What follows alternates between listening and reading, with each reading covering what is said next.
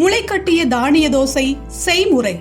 முதலில் முளைக்கட்டிய தானியங்களை எடுத்து அவற்றை ஒரு முறை நன்கு கழுவி கொள்ள வேண்டும். முளைக்கட்டிய தானியங்கள் சிறிது வாசனை வருவதால் நன்கு கழுவுவது அவசியம். கழுவிய தானியங்களை ஒரு மிக்சியில் இட்டு சிறிது தண்ணீர் சேர்த்து தோசை மாவு பதத்திற்கு நன்கு அரைத்துக் கொள்ளவும். இதுவே தோசையின் முக்கிய மாவு. ஒரு கடாயில் சிறிதளவு எண்ணெய் ஊற்றி சூடாக்கவும். எண்ணெய் காய்ந்ததும் கடுகு சேர்த்து வெடிக்க விடவும். கடுகு வெடித்ததும் பொடியாக நறுக்கிய வெங்காயம், பச்சை மிளகாய் மற்றும் கருவேப்பிலையை சேர்த்து நன்கு வதக்கவும்.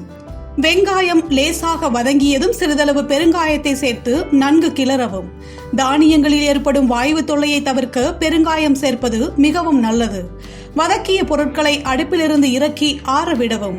அரைத்து வைத்துள்ள முளைக்கட்டிய தானிய மாவுடன் வதக்கிய பொருட்களை சேர்க்கவும். இதை அப்படியே தோசையாக சுடலாம் அல்லது பாரம்பரிய அரிசி மாவுடன் கலந்து சுடலாம். இது சுவையை மேலும் அதிகரிக்கும். உதாரணமாக சூரக்குறுவை அரிசி மாவு தசை மண்டலத்திற்கு மிகவும் நல்லது. ஒரு தோசை கல்லை அடுப்பில் வைத்து சூடாக்கவும். கல் சூடானதும் மாவை ஊற்றி வட்டமாக மெல்லியதாக தேய்க்கவும். சுற்றிலும் எண்ணெய் ஊற்றி இருபுறமும் நன்கு வேகவிட்டு பொன்னிறமானதும் எடுக்கவும்.